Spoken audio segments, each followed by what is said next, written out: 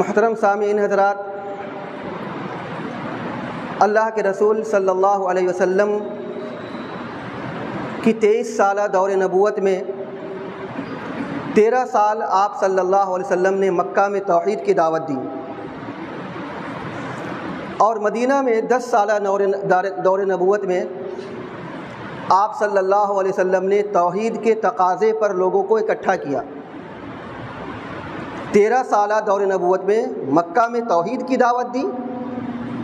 اور توحید کے جو تقاضے ہوتے ہیں اس کو مدینہ میں آ کر کے آپ صلی اللہ علیہ وسلم نے لوگوں کو اکٹھا کیا۔ چنانچہ جب آپ صلی اللہ علیہ وسلم مکہ سے مدینہ ہجرت کر کے پہنچے تو اس وقت مدینہ کے حالات اچھے نہیں تھے۔ ایک طرف مکہ والے کی پوری کوشش ہوتی تھی کہ کسی طریقے سے اس غریب مسلمانوں کو نیست و نابود کر دیں، ان کو ختم کر دیں۔ دوسری طرف مدینہ کے یہود تھے جو مسلمانوں کے خلاف سازشیں کرتے رہتے تھے۔ ان کی پوری کوشش ہوتی تھی کہ کیسے موقع ملے اللہ کے رسول صلی اللہ علیہ وسلم کو قتل کر دیں۔ تیسرے وہ لوگ تھے جو منافقین جن کو کہا جاتا تھا، اور اللہ کے رسول صلی اللہ علیہ وسلم ان سے بڑے خوف زدہ رہا کرتے تھے، کیونکہ یہ لوگ ظاہر نہیں ہوتے تھے، اور سب کچھ جاننے بوجھنے کے باوجود بھی اللہ کے رسول صلی اللہ علیہ وسلم ان سے کچھ کہتے نہیں تھے۔ کیوں نہیں کہتے تھے؟ اس وجہ سے کہ اگر اللہ کے رسول صلی اللہ علیہ وسلم ان کو کچھ کہتے اور ان کے خلاف تدبیر کرتے تو یہودیوں کو یہ کہنے کا موقع مل جاتا کہ دیکھو نبی کریم صلی اللہ علیہ وسلم خود اپنے ساتھیوں کو قتل کر رہا ہے۔ اور چوتھی جانب اللہ کے نبی صلی اللہ علیہ وسلم نے اپنے صحابہ کرام رضی اللہ تعالیٰ عنہم اجمعین کو دیکھا کہ جو آپ صلی اللہ علیہ وسلم کے ساتھ میں مکہ سے مدینہ ہجرت کر کے پہنچے تھے۔ دیکھا آپ صلی اللہ علیہ وسلم نے کہ ان میں سے بہت سارے لوگ ایسے تھے کہ جو ننگے تھے، جو بھوکے تھے، جن کے پاس میں چھتیں نہیں تھیں، اور مدینہ کی حالت اس زمانے میں ایسی تھی کہ نہ تو اس زمانے میں کوئی ملیں تھی، کوئی فیکٹریاں تھیں، نہ کوئی کل کارخانے تھے کہ جس کے ذریعے میں لوگ ملازمت کر کے مزدوری کر کے کھپ جاتے، نہ وہاں پہ سرائے خانہ تھا، نہ وہاں پہ فالتو اور خالی مکانات تھے، نہ ہوٹل اور لاج تھے کہ جہاں پہ لوگوں کو بسا دیا جاتا۔ پوری طور پہ کل ملا کر کے اللہ کے رسول صلی اللہ علیہ وسلم کے سامنے میں چہار جانب مشکلات ہی مشکلات تھیں، لیکن ان مشکلات کے دور میں اللہ کے رسول صلی اللہ علیہ وسلم نے سب سے پہلے توحید کے تقاضے کو اس طرح پورا کیا کہ مسلمانوں کے درمیان میں بھائی چارگی کی بنیاد رکھی۔ چہار جانب مشکلات کے باوجود بھی انصار کو جمع کیا، مہاجرین کو جمع کیا، اور دونوں کو جمع کر کے اللہ کے نبی صلی اللہ علیہ وسلم نے ایک بلیغ اور جامع اور بہت ہی اہم خطبہ دیا اور مسلمانوں کو بھائی چارگی قائم کر دی۔ انصار میں سے ایک نوجوان کو، ایک آدمی کو، اور مہاجرین کے ایک آدمی کو کھڑا کر کے اللہ کے رسول صلی اللہ علیہ وسلم نے دونوں کے درمیان میں بھائی چارگی قائم کر دی۔ اس طریقے سے اللہ کے رسول صلی اللہ علیہ وسلم نے توحید کے تقاضے کی بنیاد رکھی، بھائی چارگی کی بنیاد پر۔ اللہ کے نبی صلی اللہ علیہ وسلم نے مدینہ کے 10 سالہ دور نبوت میں صحابہ کرام رضی اللہ تعالیٰ عنہم اجمعین کو توحید کے آداب سکھلائے، ان کے درمیان میں اخلاق کو قائم کیا، ان کے درمیان میں اس چیز کو رکھا کہ کھانا کیسے کھایا جائے، پانی کیسے پیا جائے، کیسے لوگوں سے تعلقات قائم کیا جائے، کیسے لوگوں سے ملا جلا جائے۔ اللہ کے رسول صلی اللہ علیہ وسلم نے پڑوسیوں کے حقوق بتلائے، اللہ کے رسول صلی اللہ علیہ وسلم نے میاں بیوی کے حقوق بتلائے، اللہ کے رسول صلی اللہ علیہ وسلم نے بھائی اور بھائی کے حقوق بتلائے، اللہ کے رسول صلی اللہ علیہ وسلم نے ماں باپ کے حقوق بتلائے۔ گویا کہ اللہ کے رسول صلی اللہ علیہ وسلم نے ایک 10 سالہ دور نبوت میں صحابہ کرام رضی اللہ تعالیٰ عنہ اجمعین کو ایک ایسی ٹریننگ دی، ایک ایسے شاہراہ پہ لا کر کے کھڑا کر دیا جس کو آپ کہہ سکتے ہیں کہ اللہ کے رسول صلی اللہ علیہ وسلم نے ایک نگینے کی طرح سب کو فٹ کر کے رکھ دیا۔ جس کا جو حق تھا، جس کا جو مقام تھا، جس کو جو عزت ملنی چاہیے تھی، اللہ کے رسول صلی اللہ علیہ وسلم نے اس 10 سالہ دور نبوت میں سب کو سب کا حق دیا۔ روایت کے اندر میں آتا ہے اللہ کے رسول صلی اللہ علیہ وسلم نے ارشاد فرمایا من کان یؤمن باللہ والیوم الآخر فلیکرم ضیفہ، جو آدمی اللہ پر ایمان رکھتا ہو اور آخرت کے دن پر ایمان رکھتا ہو اس کو چاہیے کہ وہ مہمان نوازی کرے۔ اللہ کے رسول صلی اللہ علیہ وسلم نے اسی حدیث میں یہ بھی ارشاد فرمایا من کان یؤمن باللہ والیوم الآخر فلیقل خیرا او لیصمت، جو آدمی اللہ پر ایمان رکھتا ہو اور جو آدمی یوم آخرت پر ایمان رکھتا ہو اس کو چاہیے کہ وہ جب بھی بات کرے تو خیر کی بات کہے، اچھی بات کہے، ورنہ خاموش رہے۔ اللہ کے رسول صلی اللہ علیہ وسلم نے اسی حدیث میں جو کہ صحیح مسلم کی روایت ہے فرمایا اللہ کے رسول صلی اللہ علیہ وسلم نے من کان یؤمن باللہ والیوم الآخر فلیکرم جارہ، جو آدمی اللہ پر ایمان رکھتا ہو اور جو آدمی یوم آخرت پر ایمان رکھتا ہو اس کو چاہیے کہ اپنے پڑوسی کی حفاظت کرے، پڑوسی کی عزت کرے۔ اللہ کے رسول صلی اللہ علیہ وسلم نے آگے ارشاد فرمایا من کان یؤمن باللہ والیوم الآخر فلا یؤذی جارہ، جو آدمی اللہ پر ایمان رکھتا ہو اور جو آدمی یوم آخرت پر ایمان رکھتا ہو اس کو چاہیے کہ اپنے پڑوسی کو تکلیف نہ دے۔ اللہ کے رسول صلی اللہ علیہ وسلم نے یہ بھی ارشاد فرمایا من کان یؤمن باللہ والیوم الآخر فلیحسن الی جارہ، جو آدمی اللہ پر ایمان رکھتا ہو اور جو آدمی یوم آخرت پر ایمان رکھتا ہو اس کو چاہیے کہ اپنے پڑوسی کے ساتھ میں اچھا سلوک کرے۔ اللہ کے رسول صلی اللہ علیہ وسلم نے ایک حدیث میں یہ بھی ارشاد فرمایا المسلم اخو المسلم، مسلمان مسلمان کا بھائی ہے۔ اللہ کے رسول صلی اللہ علیہ وسلم نے مسلمانوں کے درمیان میں اخوت اور بھائی چارگی کی مثال اتنی بہترین طریقے سے قائم کر دی کہ آج تک دنیا کے اندر میں کوئی رہبر، کوئی لیڈر، کوئی آدمی، کوئی بڑا آدمی کسی نے ایسی مثال قائم نہیں کی ہوگی، ایسے اللہ کے رسول صلی اللہ علیہ وسلم نے ایسا صحابہ کرام رضی اللہ تعالیٰ عنہ مجمعین کو اور مسلمانوں کے درمیان میں اخوت اور بھائی چارگی قائم کی۔ ایک مسلمان جب اللہ رب العالمین کے آگے کھڑا ہوتا ہے وہ اللہ رب العالمین سے کیا بات کر رہا ہے کوئی نہیں جانتا سوائے اس کے اور اللہ رب العالمین کے، اس کا معاملہ ہے اور اللہ رب العالمین کے معاملہ ہے۔ اللہ کے رسول صلی اللہ علیہ وسلم نے یہاں پہ یہ ہم لوگوں کو بتلایا کہ ایک آدمی جب کھڑا ہوتا ہے تو اللہ رب العالمین سے باتیں کر رہا ہوتا ہے۔ ہم نہیں جانتے کہ وہ اللہ رب العالمین سے کیا بات کر رہا ہے، آیا وہ اللہ رب العالمین سے باتیں کر رہا ہے یا اس کا دماغ کہیں اور ہے، لیکن جو چیز دکھنی چاہیے مسلمانوں کے درمیان میں وہ بھائی چارگی اور محبت دکھنی چاہیے۔ اللہ کے رسول صلی اللہ علیہ وسلم نے ایسا بھائی چارگی اور ایسی جماعت کی تشکیل دی اللہ کے نبی صلی اللہ علیہ وسلم نے۔ محترم سامعین حضرات، بڑے افسوس کے ساتھ میں یہ کہنا پڑتا ہے کہ آج مسلمانوں کے درمیان میں جو چیز قائم ہو گئی ہے وہ غیبت۔ غیبت ایک ایسی مہلک بیماری ہے جس کے سلسلے میں آپ سب اچھی طریقے سے جانتے ہیں۔ ہم میں سے جو یہاں بیٹھا ہوا ہے ہر آدمی، ہر مسلمان جانتا ہے کہ غیبت کی کتنی بڑی ہلاکت اور کتنی بڑی تباہی ہے۔ غیبت یہ گناہ کبیرہ میں سے ہے، اور غیبت کے سلسلے میں اللہ سبحانہ و تعالیٰ نے کیا ارشاد فرمایا ہے اور رسول اکرم صلی اللہ علیہ وسلم نے کیا ارشاد فرمایا ہے ہم سبوں کو اچھی طریقے سے پتہ ہے۔ زیادہ کچھ کہنے سننے کی ضرورت نہیں ہے، لیکن چونکہ مجھے کھڑا کیا گیا ہے تو آپ کو بتلانا چاہتے ہیں کہ غیبت یہ مسلمانوں کے درمیان میں، یہ مسلمانوں کی بھائی چارگی کے لیے بہت بڑا روڑا ہے۔ مسلمانوں کی جو بھائی چارگی کی دیوار کو گرانے کا سب سے بڑا ذریعہ ہے یہ غیبت۔ ایک مسلمان کو جب کسی مسلمان سے اس سے کچھ بن نہیں پاتی ہے تو غیبت کرتا ہے۔ ایک مسلمان کبھی ایسا ہوتا ہے کہ اپنے دل کے بوجھ کو ہلکا کرنے کے لیے کسی کے سامنے میں اس کی برائی کو بیان کرتا ہے۔ آپ یہ بتائیے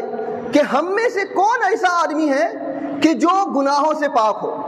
ہم میں سے کون ایسا آدمی ہے کہ جس کے اندر میں عیب نہ ہو؟ جب ہم میں کا ہر آدمی عیب سے پاک نہیں ہے اور ہم میں سے ہر ایک آدمی کے اندر میں عیب ہے تو ہم کسی دوسرے کے عیوب کو کیوں ظاہر کرتے ہیں؟ اللہ سبحانہ و تعالیٰ نے قرآن مجید میں ارشاد فرمایا وَلَقَدْ كَرَّمْنَا بَنِي آدَمَ، کہ ہم نے آدم کے بیٹوں کو باعزت بنایا ہے۔ ہم نے آدم کے بیٹوں کو باعزت بنایا ہے۔ اللہ کے رسول صلی اللہ علیہ وسلم نے مسلمانوں کے درمیان جو بھائی چارگی قائم کی، اس کے درمیان میں اخوت اور جو ہمدردی اللہ کے رسول صلی اللہ علیہ وسلم نے قائم کی، اس میں مسلمانوں کی عزت ہے، اس میں مسلمانوں کی عزت ہے۔ تو اللہ سبحانہ و تعالیٰ نے آدم کے بیٹوں کو باعزت بنایا ہے، تو ہم میں سے کسی کو یہ حق حاصل نہیں ہے کہ کسی بھائی کی عزت سے کھیلے، ہم میں سے کسی کو حق حاصل نہیں ہے کہ اگر ہم اس کی عزت نہیں کر سکتے تو سرے بازار میں کسی کی عزت کو نیلام نہ کریں۔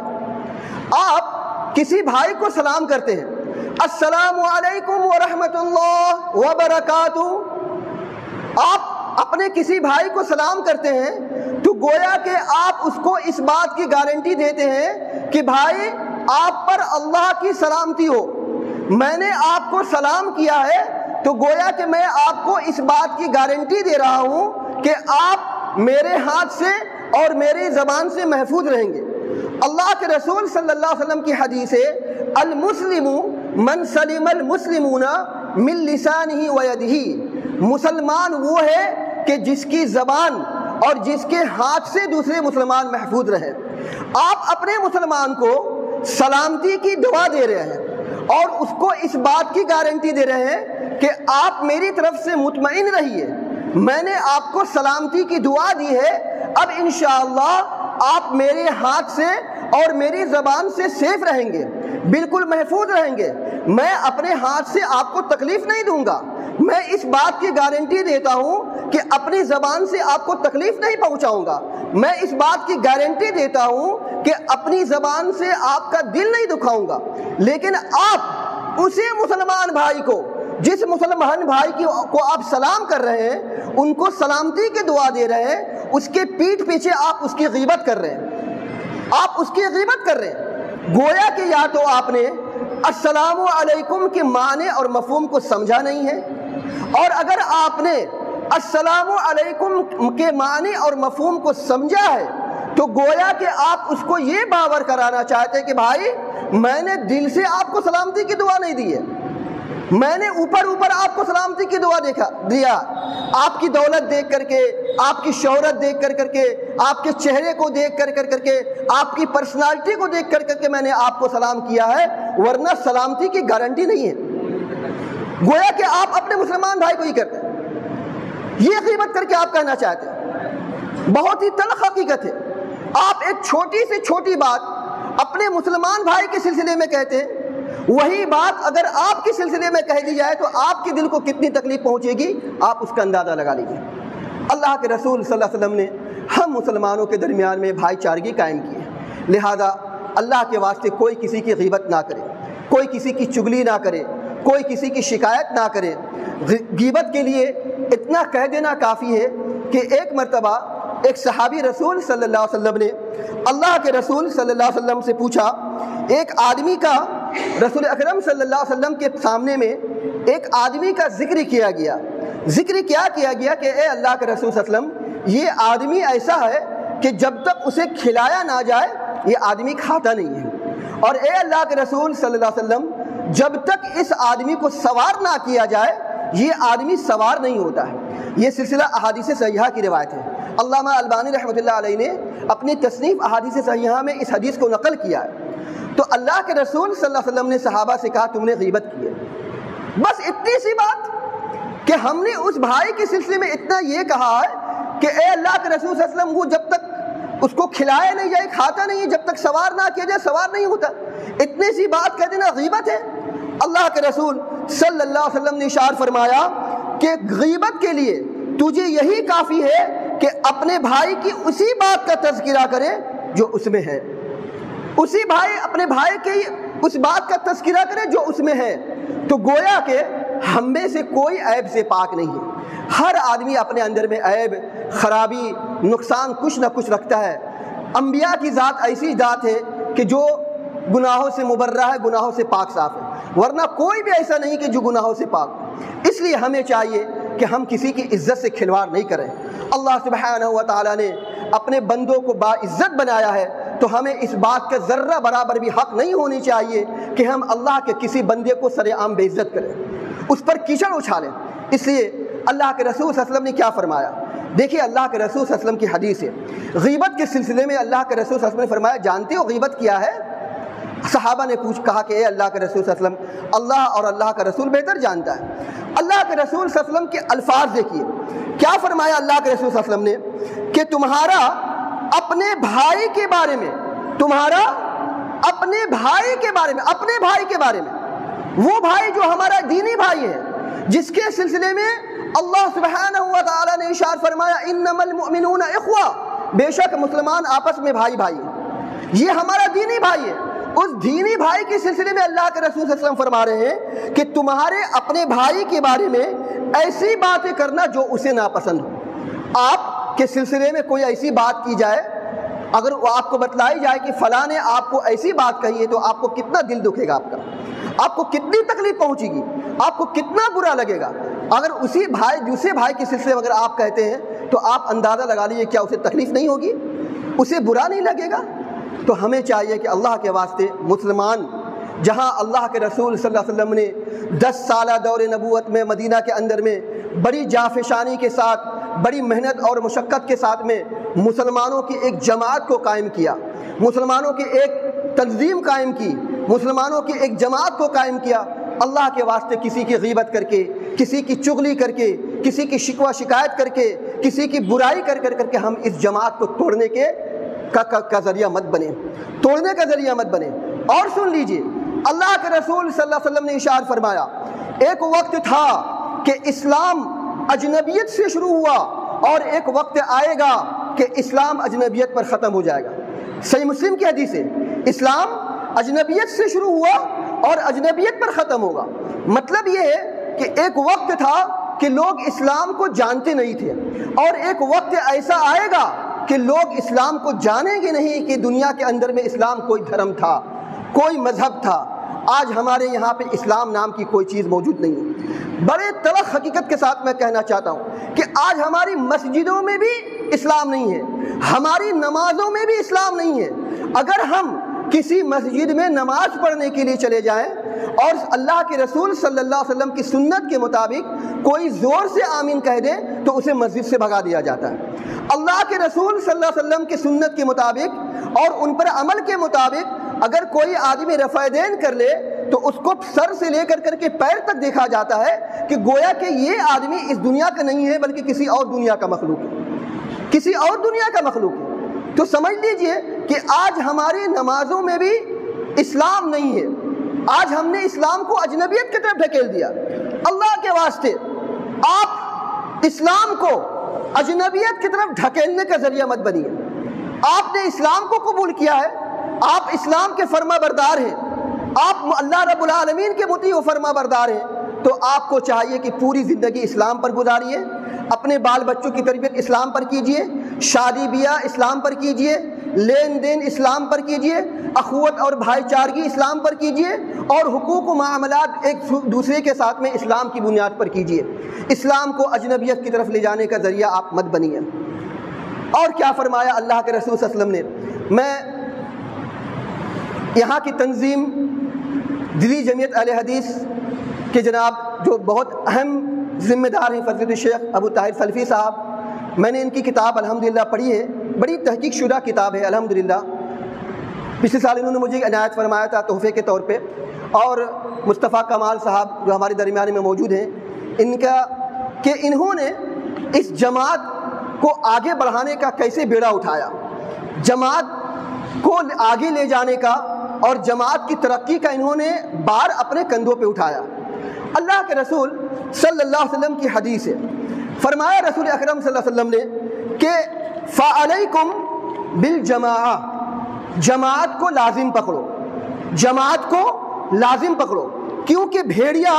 اس بکری کو کھا جاتا ہے کہ جو ریوڑ سے الگ ہو کر کے دور چلی جاتی ہے۔ یہ سنن ابو داؤد اور نسائی کی روایت ہے۔ اس لیے اللہ کے واسطے اس حدیث کے مطابق آپ جماعت سے لازم رہیے، آپ جماعت کو پکڑ کے رہیے، اس لیے کہ جماعت سے آپ علیحدہ ہوں گے تو آج مسلمانوں کے ہندوستان کے اندر میں کیا حالات ہے کسی سے کوئی پوشیدہ نہیں ہے، کسی سے کوئی مخفی نہیں ہے۔ اس لیے آپ تمام لوگوں سے گزارش ہے جماعت کو لازم پکڑیے۔ ایک روایت کے اندر میں اللہ کے رسول صلی اللہ علیہ وسلم نے ارشاد فرمایا الجماعت رحمت والفرقۃ عذاب، کہ جماعت یہ رحمت ہے اور جماعت سے علیحدگی یہ اللہ رب العالمین کے عذاب کا ذریعہ ہے۔ ایک اور روایت میں اللہ کے رسول صلی اللہ علیہ وسلم نے ارشاد فرمایا، صحیح مسلم کی روایت میں ہے کہ جس آدمی نے امیر کی اطاعت کی اور جماعت سے امیر کی اطاعت کو چھوڑ دیا، امیر کی اطاعت کو ترک کر دیا اور جماعت سے علیحدہ ہو گیا اور اسی حالت میں مر گیا تو وہ جاہلیت کی موت مرا، وہ جاہلیت کی موت مرا، یہ صحیح مسلم کی روایت میں۔ اس لیے مسلمانوں کو چاہیے کہ مسلمان جماعت کو لازم پکڑے۔ آج ہم مسلمان بڑے تلخ حقیقت کے ساتھ میں کہنا پڑتا ہے کہ آج ہم اسلام کو اجنبیت کی طرف لے جانے کا ذریعہ بن رہے ہیں۔ ابھی گزشتہ سال نومبر کے مہینے میں جھاجا گیا تھا، وہاں کے جماعت کے احباب نے مجھے بلایا کسی کا نکاح پڑھانے کے لیے۔ نکاح پڑھانے کے بعد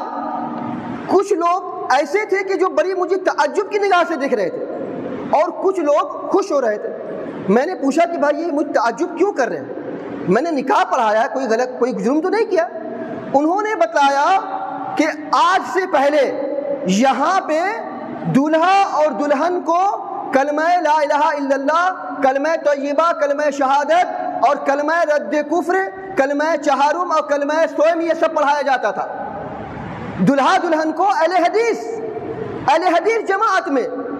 دلہا دلہن کو کلمہ طیبہ وغیرہ پڑھایا جاتا تھا، لیکن اس جماعت یہاں پہ یہ پہلی مرتبہ ایسا ہے کہ کسی کو کلمہ نہیں پڑھایا گیا، بالکل سنت کے مطابق نکاح پڑھائی گئی ہے۔ مجھے دیکھ کر کے یہ تعجب ہوا کہ ارے ہم جماعت اہل حدیث کے لوگ اتنی چیزوں سے ناواقف ہیں، ان چھوٹی چھوٹی باتوں سے ناواقف ہیں۔ الحمدللہ فضیلت الشیخ ابو طاہر سلفی حفظہ اللہ یہاں پہ جماعت کو آگے بڑھانے کا اور لوگوں کی اصلاح کا کام کرنے کی کوشش کر رہے ہیں۔ میں پہلے دیوبندی تھا، ہمارا گھرانہ آج بھی دیوبندی ہے، میں حنفی سے اہل حدیث میں آیا ہوں۔ میں نے وہاں پہ بدعات اور خرافات دیکھی ہے، میں نے وہاں وہ چیز دیکھی ہے کہ جس کو آج میں سنتا ہوں اور دیکھتا ہوں اور پیچھے اپنے ماضی کی طرف جاتا ہوں تو مجھے بڑی شرم آتی ہے، اور اللہ رب العالمین کا شکر گزار ہوں کہ اللہ رب العالمین نے مجھے ہدایت دی اور میں نے جماعت اہل حدیث کو لازم پکڑا۔ اگر اللہ رب العالمین نے مجھے توفیق نہ دی ہوتی اور میں جاہلیت کی موت مرا ہوتا تو میں کہاں جاتا۔ تو فضیلت الشیخ ابو طاہر سلفی صاحب اور جناب یہ مصطفیٰ کمال صاحب جو جماعت کا بیڑا اٹھائے ہیں اور جماعت کے تحت مسلمانوں کا اصلاح کا کام کر رہے ہیں، اللہ رب العالمین سے دعا ہے کہ اللہ سبحانہ و تعالیٰ ان کی صحت اور عمر میں تندرستی عطا فرمائے۔ آخر بات میں آپ کو کہنا چاہتا ہوں، اللہ سبحانہ و تعالیٰ نے اہل علم کی بڑی اہمیت، بڑی فضیلت بیان کی ہے۔ قرآن کریم میں اللہ سبحانہ و تعالیٰ نے سورہ آل عمران میں ارشاد فرمایا، شہد اللہ انہ لا الہ الا اللہ والملائکۃ وَأُولُو الْعِلْمِ قَائِمًا بِالْقِسْطِ لَا إِلَٰهَ إِلَّا هُوَ الْعَزِيزُ الْحَكِيمُ۔ اللہ سبحانہ و تعالیٰ ارشاد فرماتا ہے کہ اللہ سبحانہ و تعالیٰ اور اس کے فرشتے اور اہل علم اس بات کی گواہی دیتے ہیں کہ اللہ کے علاوہ کوئی معبود نہیں۔ اس آیت کریمہ کے اندر میں اللہ رب العزت نے اپنے ساتھ اور ملائکہ کے ساتھ اہل علم کو شامل کیا، تو آپ یہ سمجھ لیجئے کہ اہل علم کا کتنا بڑا مقام ہے، اہل علم کا کتنا بڑا مقام ہے۔ اہل علم بھی ایک آدمی ہے، جیسے آپ ایک آدمی ہیں۔ ہم اہل علم کو سمجھتے ہیں کہ اہل علم کبھی کوئی گناہ نہیں کر سکتا، اہل علم کبھی کوئی برائی نہیں کر سکتا۔ جس طریقے سے ہم میں کا ایک آدمی گناہوں سے لڑتے لڑتے، اپنی خواہشات نفسانی سے لڑتے لڑتے کبھی تھک جاتا ہے، کبھی ہار جاتا ہے اور کبھی ہار کر کے گناہ کر بیٹھتا ہے، ویسے ہی ایک عالم ہے۔ عالم اپنے نفس سے لڑتے لڑتے کبھی تھک جاتا ہے تو کبھی کبھی وہ بھی گناہ کر بیٹھتا ہے، کیونکہ وہ بھی ایک آدمی ہے، وہ بھی ایک انسان ہے۔ کبھی ابلیس لعین سے لڑتے لڑتے اور خواہشات سے جھجکتے کبھی عالم خواہشات نفسانی کی پیروی کر بیٹھتا ہے، تو ہمیں چاہیے کہ ہم ان کو معیوب نہ سمجھیں، ان کو مطعون نہ کریں، ان کو لعنت زدہ قرار نہ دیں، ان کو یہ نہ کہیں کہ دیکھو عالم ایسے کرتا ہے، دیکھو عالم ایسے کرتا ہے۔ اللہ سبحانہ و تعالیٰ نے فرمایا، شہید اللہ انہ لا الہ الا اللہ والملائکۃ واولو العلم قائما بالقسط۔ کیا آپ نعوذ باللہ اللہ رب العالمین کی غیبت کرتے ہیں؟ نہیں کرتے۔ ہم میں کا کوئی آدمی اللہ رب العالمین کی غیبت نہیں کرتا۔ کیا ہم میں سے کوئی آدمی نعوذ باللہ من ذالک فرشتوں کی غیبت کرتا ہے؟ فرشتوں کی کوئی غیبت نہیں کرتا۔ تو جب ہم اللہ کی غیبت نہیں کرتے، فرشتوں کی غیبت نہیں کرتے، تو اہل علم کی غیبت کیوں کرتے ہیں؟ اہل علم کی غیبت کیوں کرتے ہیں؟ اس لیے اہل علم بڑی جافشانی کے ساتھ میں، بڑی تگ و دو کے ساتھ میں، بڑی محنت اور مشقت کے ساتھ میں، بڑے جد و جہد کے ساتھ میں آپ تک حق کی باتیں پہنچاتے ہیں۔ اس لیے